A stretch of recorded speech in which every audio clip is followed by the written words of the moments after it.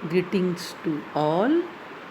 Myself, Dr. Linta Arora, Assistant Professor, Department of Botany, Government PG College Bara, Rajasthan.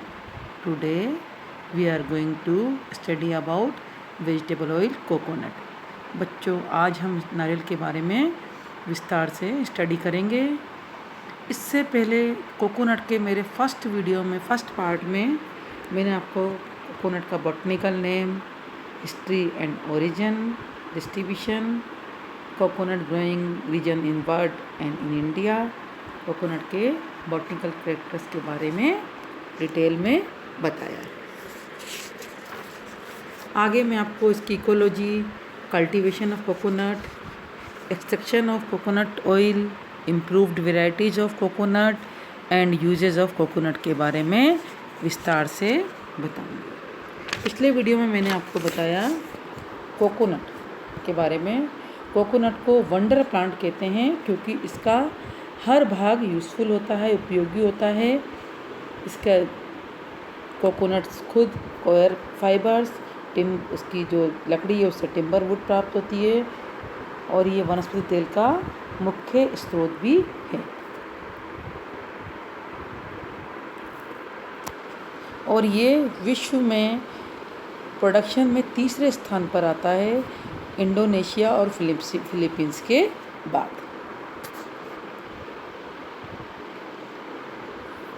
The coconut palm is endearingly called kalpavriksha, meaning the tree of haven.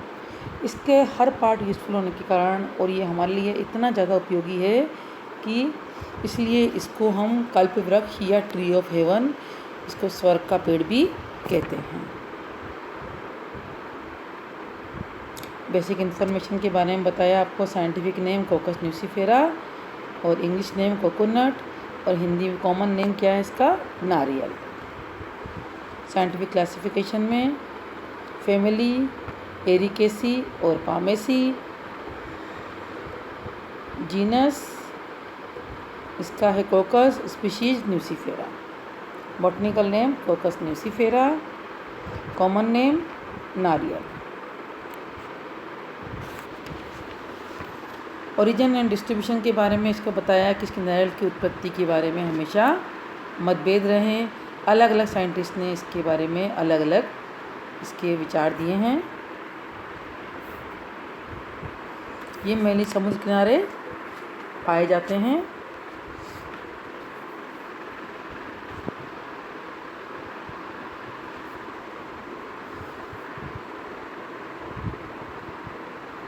The word coco derived from the word monkey because the nut resemble a monkey face. इसमें जो तीन आपको आँख संरचना दिखाई देती है, ये मंकी की फेस के समान होता है, इसलिए इसका नाम कोको यानी मंकी की फेस के समान रखा गया है। डिस्कशन में ट्री, लीव्स, फ्लावर और नट्स के बारे में बताया। इसका पादप नारियल वृक्ष अशाखित, नारियल का तना हल्का कर्व्ड होता है, स्तंभ का आधार चौड़ा व मांसल होता है जो अपस्थानिक मूलों से घिरा होता है, जिस पर समान व्यास वाले स्तंभ पर पर्णधार उपस्थित होते हैं, लीफ स्कार्स उपस्थित होते हैं जो कि वलय का निर्माण करते हैं। 20 से 30 समपिच की पत्तियां मिलकर स्तंभ के शीर्ष पर एक क्राउन के रूप में व्यवस्थित होती हैं। दिख रहा है लीव्स क्राउन के रूप में उपस्थित दिख रही हैं। इसमें लीव्स पिनट लीव्स होती हैं, फेदर शेप्ड होती हैं इसकी पत्तियां। फ्लावर्स मेल और फीमेल दोनों एक ही सेम इन्फ्लोरेसेंस में ही दोनों फ्लावर लगते हैं इसके। फ्रूट्स इसके रफली ओवॉइड होते हैं जो कि परिपक्व अवस्था में पीली भीरे हो जाते हैं। मीजोकार्प रेशेदार व मोटी हो जाती है जिससे कोयर की प्राप्ति होती है। एंडोकार्प सख्त व कठोर होती है। अंत में जबकि आधारी भाग पे 3 गड्ढे में संरचना होती है जिसे कि आँख कहते हैं, इसी से इसका नाम कोको से कोकस न्यूसीफेरा रखा। बड़ी आँख के नीचे मृदु भ्रूण स्थित होता है। अब हम आते हैं इसके क्लाइमेट एंड सोइल रिक्वायरमेंट। इसके लिए इसकी पारिस्थितिकी, इसकी इकोलॉजी के बारे में जानते हैं विस्तार से। The coconut palm is found to grow under varying climate and soil condition. Coconut का जो पेड़ होता है वो किस विभिन्न परिस्थितियों में और विभिन्न सोइल कंडीशंस में पाया जाता है। It is essentially A tropical plant growing mostly between 20 degree north 20 degree south latitude. However, A rainfall of about 2000 millimetre per year well distributed throughout is ideal for proper growth and maximum production। 2000 millimetre per year अगर बारिश होती है तो उसमें ये पूरे साल अच्छे से इसकी ग्रोथ होती है और बहुत अच्छा प्रोडक्शन होता है। Coconut is grown under different soil type such as loamy, laterite, coastal, sandy, alluvial, clayey and reclaimed soil of the marshy lowlands। ये विभिन्न प्रकार की मृदा में उगाया जाता है, जैसे लोमी में, लेटराइट में, कोस्टल सैंडी में, एलुवियल में, क्लेई में ये उगाया जाता है। The ideal soil condition for better growth and performance of the palm are proper drainage, good water holding capacity, presence of water table within 3 meter and absence of rocks or any hard substratum within 2 meter of the surface।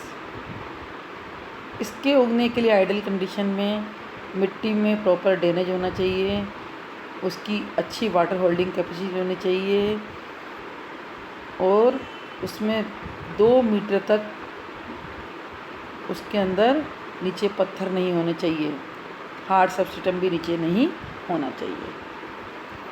नारियल की वृक्ष के लिए temperature 27 degree centigrade 27 से 30 degree centigrade उपयुक्त होता है। pH 5 to 8, rainfall 1300 से 2300 मिलीमीटर, ह्यूमिडिटी रेनफॉल मैंने आपको भी बताया था यहाँ पे 2000 मिलीमीटर, 1300 से 2300 मिलीमीटर पर एनुअल, ह्यूमिडिटी 80 से 90% होनी चाहिए। नारियल वृक्ष की उत्तम वृद्धि के लिए 27 से 30 डिग्री सेंटीग्रेड तापमान उपयुक्त होता है। अधिक तापमान नारियल वृक्ष के लिए हानिकारक होता है। नारियल वृक्ष की वृद्धि 100 से 180 सेंटीमीटर वार्षिक वर्षा वाले क्षेत्र में उत्तम रहती है। न्यून तापमान में पादप की वृद्धि दर भी धीमी हो जाती है। मृदा, नारियल वृक्ष को विभिन्न मृदा में उगाया जा सकता है, किंतु तटीय क्षेत्रों के एलुवियल मृदा बालू, चिकनी दोमट व चिकनी दोमट पादप के लिए उत्तम होती है। मृदा की जल धारण क्षमता न्यून होनी चाहिए, वो इसके लिए उपयुक्त होती है।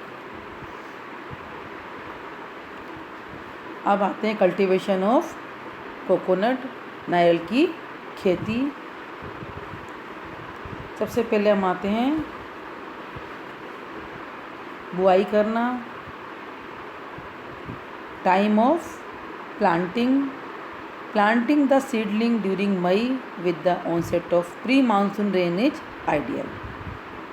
सीडलिंग जो है इसके प्री मानसून रेन में मई में इसकी बुआई सबसे बढ़िया होती है। Under assured irrigation planting can be done during April also. और अगर इस मृदा में सिंचाई कर दी जाए तो इसकी बुआई अप्रैल में भी कर सकते हैं। In low lying areas plant the seedling in September after the cessation of heavy rain. Plant material में क्या क्या यूज़ करते हैं?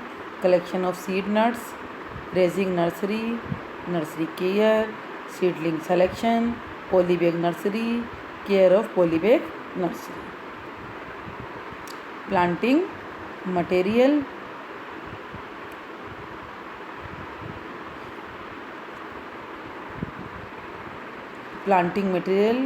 coconut is propagated through seedling raised from selected seed nut। Coconut को सीडलिंग के द्वारा लगाया जाता है कि जो कि सिलेक्टेड सीड नट्स में से प्राप्त होते हैं। Generally 9 to 12 month old seedling are used for planting. Generally 9 से 12 महीने पुराने सीडलिंग को प्लांटिंग के लिए काम में लेते हैं।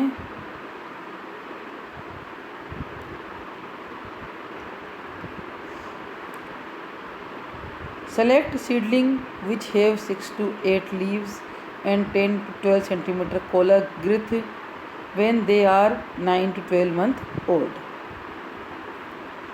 Early splitting of leaves is another criteria in the selection of coconut seedling.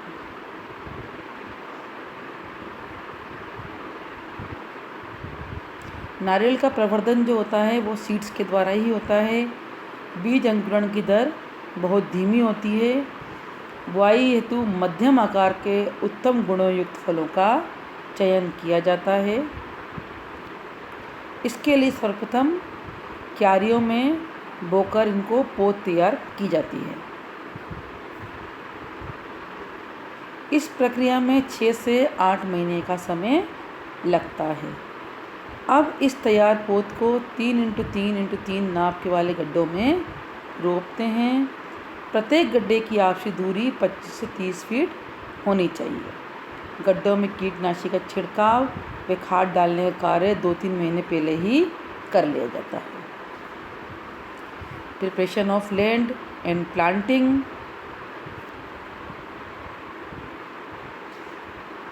On slopes and in area of undulating terrain,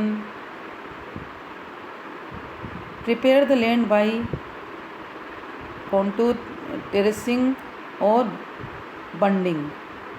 In low-lying areas, mounds are to be formed at planting site to be height of the at least 1 meter above water level. In reclaimed Kayal area, seedling are planted on field bunds. In loamy soil with low water table, a pit size of 1 m into 1 m into 1 m is recommended. In laterite soil with underlying rocks, take larger pit of size 1.2 m into 1.2 m into 1.2 m. In sandy soil, the size need not exceed 0.75 m into 0.75 m into 0.75 m. Spacing depend upon the planting system, soil type. In general, the following spacing are recommended under different planting system in sandy and laterite soil. Triangular 7.6 m, square में 7.6 into 7.6, 8 into 8 और 9 into 9. Single में 6.5 m in row, 9 m between rows. Main चीज़ है कि सबसे पहले नारियल को जो है क्यारियों में बोकर पोत तैयार की जाती है। ये आपको दिख रहा है, इसकी पोत है जो अंडर प्लांटिंग चल रही है। सबसे पहले क्यारियों में बोकर इसकी पोत को तैयार किया जाता है। इस प्रक्रिया में 6 से 8 महीने का समय लगता है। अब तैयार पोत को 3x3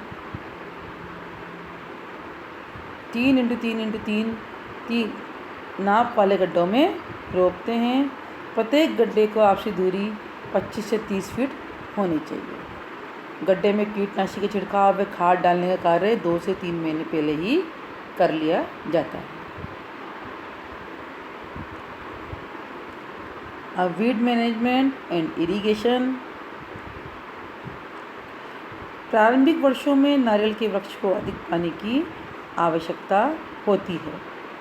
उत्तम वृद्धि हेतु खाद व उर्वरक का प्रयोग किया जाता है। The interspace in the coconut garden has to be plugged twice in year in June, July and December, January. For the broad leaves weed, pre-emergence spraying of atrazine 1 kilogram atrazine per hectare for the control of grasses and sedges.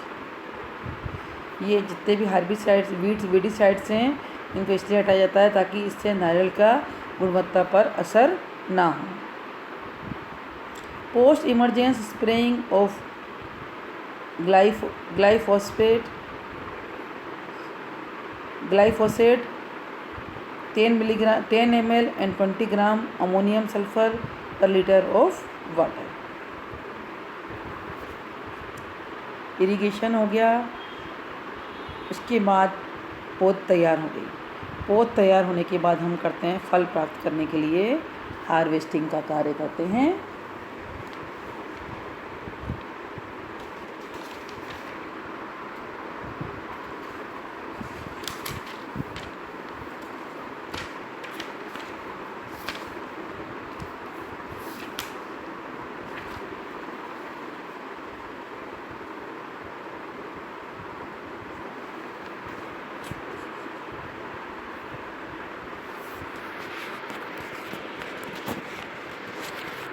पौधों पर जिस समय पौधे उगते हैं उस समय समय पर इसमें खाद की आवश्यकता होती है, जिसमें गोबर की खाद, राख, हरी खाद, पोटाश प्रति वर्ष वर्षा ऋतु में डाले जाते हैं। 5 से 6 वर्ष की आयु के पश्चात पादप में फल लगना प्रारंभ हो जाते हैं, जिन्हें वर्ष में 6 से 8 बार तोड़ा जाता है। फल को प्राप्त करने को ही हम क्या बोलते हैं? हार्वेस्टिंग। नारियल पादप 5 से 6 वर्ष की आयु में फल देना शुरू करते हैं। वर्ष में 6 से 8 बार नारियल फल प्राप्त किए जा सकते हैं। इन्हें कच्चा खाने हेतु भी तोड़ा जाता है, लेकिन तेल निष्कर्षण हेतु फल का परिपक्व होना आवश्यक है। Harvesting in some part of the world, Thailand, Malaysia, trained pigtailed macaws are used to harvest coconut.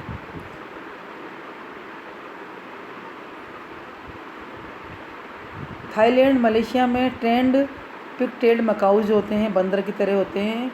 वो उनको ट्रेंड कर देते हैं और वो ऊपर पेड़ पर चढ़कर कोकोनट को ट्री से तोड़कर लाते हैं। Training school for pigtailed macaque still exist both in southern Thailand and in Malaysian state of Kelantan. इन दोनों जगह पर मकाऊ को ट्रेन करने के ट्रेनिंग स्कूल्स भी खुले हुए हैं। Competition are held each year to find the fastest harvest.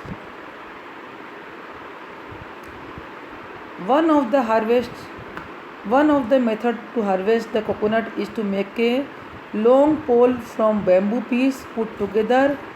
At one end, a sharp knife is attached to the bamboo pole so that the harvester is able to detach the coconut from the tree. दूसरा method होता है, एक लंबा bamboo का डंडा तैयार करते हैं, उसके ऊपर एक शार्प नाइफ लगा देते हैं, अटैच कर देते हैं और उसको ऊपर करके और शार्प नाइफ से कोकोनट के डायरेक्ट पेड़ से तोड़ा जाता है। लेकिन इसमें क्या होता है कि कोकोनट होता है उसके टूटने फूटने का डर रहता है। A man climbed a palm to harvest coconut. और कभी कभी मनुष्य स्वयं पेड़ पर चढ़कर कोकोनट को तोड़कर लाता है।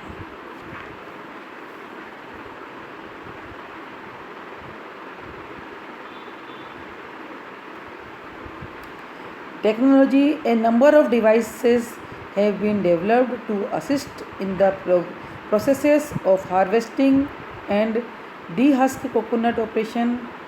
Devices are electrical and are solar generated.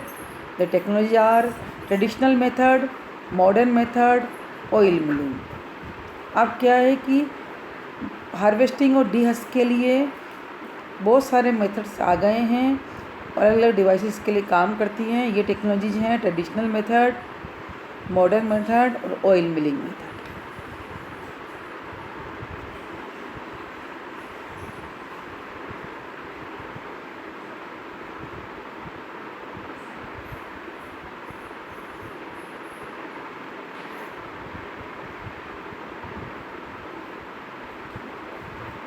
Post harvest processing of coconut.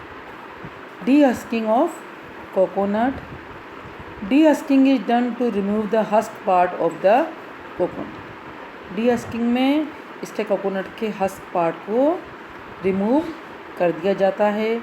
डीहस्किंग machine use electric powered rotary blade mechanism to tear off the husk from the coconut। Dehusking machine जो होती है बिजली से चलती है, बिजली चालित होती है। इसमें रोटेटरी ब्लेड मैकेनिज्म से ये हस्क को कोकोनट से अलग कर देती है। 120 to 200 नट्स पर आवर इसमें डीहस्क होते हैं। इसमें 120 से 200 नट्स पर आवर से ये डीहस्क करती है ये मशीन। इसके बाद extraction of coconut oil, improved varieties and uses of coconut मैं आपको बच्चों नेक्स्ट वीडियो में बताऊंगी। थैंक यू सो मच बच्चों।